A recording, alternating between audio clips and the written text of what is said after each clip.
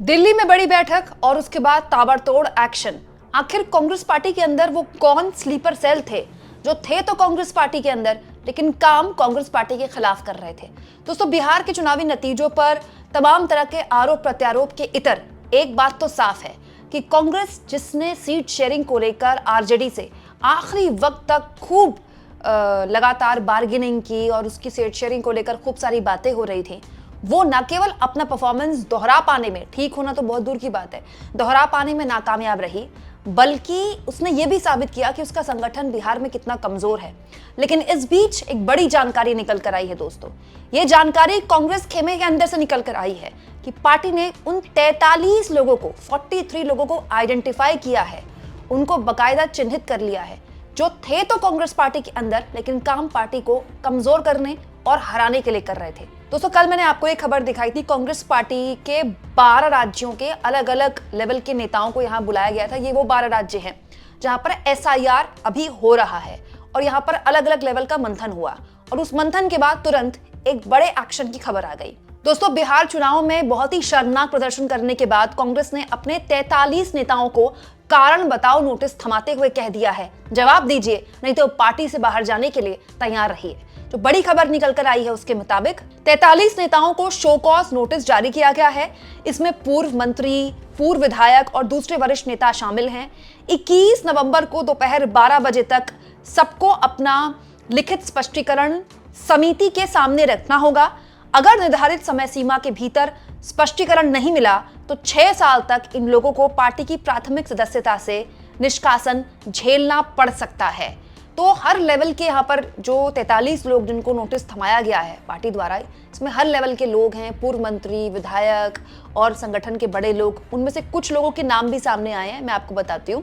जैसे पूर्व मंत्री आफाक आलम, पूर्व प्रवक्ता आनंद माधव, पूर्व विधायक छत्रपति यादव, पूर्व मंत्री वीणा शाही, पूर्व एमएलसी अजय कुमार सिंह, पूर्व विधायक गजानन शाही उर्फ मुन्ना शाही, सुधीर कुमार उर्फ बंटी चौधरी, बांका जिला कांग्रेस कमेटी अध्यक्ष कंचना कुमारी, सारण जिला अध्यक्ष बच्चू कुमार बीरू। इसके अलावा दोस्तों पूर्व युवा कांग्रेस प्रदेश अध्यक्ष राजकुमार राजन। सोचिए दोस्तों, इनमें न केवल पूर्व विधायक लेवल के लोग हैं बल्कि मौजूदा जिला अध्यक्ष भी है। तो सोचिए, जब जिला अध्यक्ष लेवल के नेता पार्टी के हित में ना काम करने की बजाय उनको नोटिस थमाना पड़े पार्टी का, तो कितने नीचे लेवल पर पार्टी में ये एक बहुत बड़ी समस्या है। और अनुशासन ही वो चीज है दोस्तों जो किसी भी पार्टी को एक्चुअली में मजबूत बनाती है। और ये अगर कांग्रेस पार्टी के लिए मैं बोलूं तो दशकों से ये अनुशासन कांग्रेस पार्टी की साख रही, लेकिन धीरे धीरे खास तौर पर पिछले 20 सालों में न केवल अनुशासन की कमी हुई बल्कि वो जो पूरा आलाकमान कल्चर है उसने कांग्रेस पार्टी को एक व्यक्ति विशेष पे केंद्रित कर दिया। होता क्या है, ऐसे में एक व्यक्ति विशेष या एक परिवार विशेष पर अपनी लॉयल्टी साबित करने के लिए बहुत से लोग ऐसी चीजें भी करते हैं जो पार्टी के हित में नहीं है। लेकिन यहां तो मामला अलग है। इन नेताओं पर आरोप है कि इन्होंने कांग्रेस पार्टी के अंदर रहकर कांग्रेस पार्टी के खिलाफ काम किया है। अब इसको लेकर क्या स्पष्टीकरण इन लोगों से मिलता है और ये तो खैर कांग्रेस पार्टी तय करे। लेकिन इस बीच जो ये बैठक निकल कर आई थी दोस्तों, जो कल बैठक की गई, इसमें मल्लिकार्जुन खड़गे मौजूद थे, कांग्रेस के तमाम वरिष्ठ नेता मौजूद थे, राहुल गांधी मौजूद थे। इसमें कुछ और बातें भी सामने आई हैं, जैसे उत्तर प्रदेश में दोस्तों जो एसआईआर हो रहा है उसको लेकर काफी नाराजगी यहाँ पर व्यक्त की गई कि जो बीएलओज हैं अभी तक पूरी तरह से नियुक्त भी नहीं किए गए वहां पर। इसके अलावा भी अलग अलग राज्यों की गतिविधियों पर, वहां संगठन की कमजोरियों पर यहाँ पर चर्चा हुई। यूथ कांग्रेस के लोग भी यहाँ पर बुलाए गए थे बाकायदा।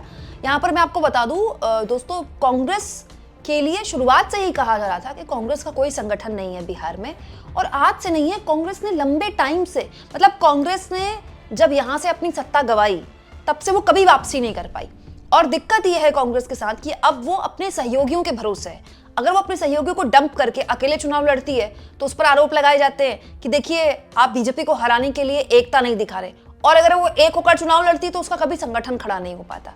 लेकिन महत्वपूर्ण यह है दोस्तों कि चुनाव के बाद ये फैसले लिए जा रहे हैं, चुनाव के बाद इन चीजों पर मंथन हो रहा है। मैं ये जानना चाहती हूँ कि ये जो नेता है, जो 43 नेता हैं जिनको शो कॉज नोटिस दिया गया है, इन नेताओं की गतिविधियों के बारे में तो पार्टी आलाकमान को पहले से पता होगा। दिल्ली में सारी जानकारियां होती हैं, तो फिर चुनाव तक इनको पार्टी में रहकर, पार्टी में रखकर क्यों इतना नुकसान पहुंचाने दिया गया? ये बात तो हर लिहाज से न केवल प्रदेश कांग्रेस कमेटी को इसका जवाब देना चाहिए बल्कि आला कमान को भी देना चाहिए। दोस्तों, अब बिहार में आप देखिए कितने कॉन्ट्रडिक्शंस हैं। एक तरफ कन्हैया कुमार हैं, ठीक है, कन्हैया कुमार राहुल गांधी के खास माने जाते हैं, कन्हैया कुमार को राहुल गांधी काफी प्रमोट भी करते हैं। कन्हैया कुमार ने एक बाकायदा चुनाव से पहले एक मार्च निकाला था जिसमें राहुल गांधी शामिल हुए थे, ठीक है।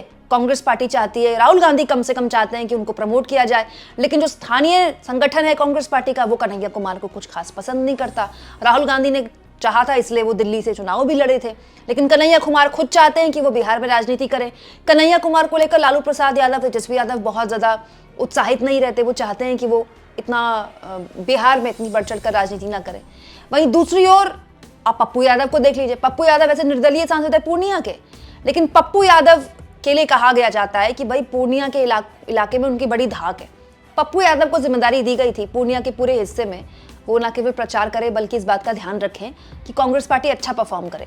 बाकायदा चुनाव से पहले पप्पू यादव और तेजस्वी यादव एक मंच पर भी आए, लेकिन क्या हुआ? उसका भी कोई फायदा नहीं हुआ। पप्पू यादव आए दिन पूरे चुनाव में संगठन में ऐसे बयान देते रहे कांग्रेस पार्टी के हित में, लेकिन तेजस्वी यादव को अच्छे न लगने वाले, जो कांग्रेस पार्टी और इस पूरे गठबंधन को नुकसान पहुंचाता है। वहीं दूसरी ओर राजेश राम, प्रदेश कांग्रेस के अध्यक्ष राजेश राम को जो प्रदेश कांग्रेस का कार्यभार दिया गया तो कुछ सोच समझ के दिया गया था। तो बहुत से लोगों को ये उम्मीद थी कि डिप्टी सीएम के तौर पर उनके नाम को प्रोजेक्ट किया जाएगा, जिससे कांग्रेस पार्टी के संगठन को मजबूती मिलती कि देखिए महादलित को आप इस तरह से प्रोजेक्ट कर रहे हैं। वो भी नहीं किया गया। और अब जब बिहार में इतनी शर्मनाक हार हुई है तो जवाबदेही के नाम पर आप किस नेता को आगे देखेंगे? प्रॉब्लम यही है ना दोस्तों कि जब आप जीत बड़ी दर्ज करते हैं तो आप बड़े नेताओं को इसके क्रेडिट दे देते हैं, लेकिन अगर आप इस तरह से हार रहे हैं तो किसी की तो जिम्मेदारी होगी। हालांकि कांग्रेस पार्टी कोई नंबर 1, नंबर 2, नंबर 3 की पार्टी नहीं है। कांग्रेस पार्टी अपने गठबंधन में नंबर 2 की पार्टी है, लेकिन महागठबंधन में सबसे ज्यादा सीटों पर तो आरजेडी चुनाव लड़ी थी। लेकिन आरजेडी अगर फेल कर गई, कांग्रेस क्यों फेल की? ये तो कांग्रेस को मंथन करना पड़ेगा ना, इसका सीट दर सीट, चुनाव दर चुनाव करना पड़ेगा। दोस्तों, वोट चोरी के नारे, वोट चोरी के आरोप जायज हो सकते हैं। कांग्रेस पार्टी स्वतंत्र है इस मामले को जन आंदोलन बनाने के लिए, लेकिन उसका अगर खुद का संगठन इतना मजबूत नहीं कि संगठन के अंदर काम करने वाले लोग संगठन के हित में ना काम करके संगठन का अहित करें, तो सबसे पहले तो ऐसे लोगों को बकायदा चिन्हित किया जाना चाहिए। आप इस मुद्दे पर क्या सोचते हैं? कमेंट बॉक्स में जरूर लिखें और जितना हो सके चैनल को शेयर भी करें, सब्सक्राइब भी करें और थैंक्स और ज्वाइन के ऑप्शन से अगर आप चाहें तो कुछ आर्थिक मदद भी चैनल की जरूर करें।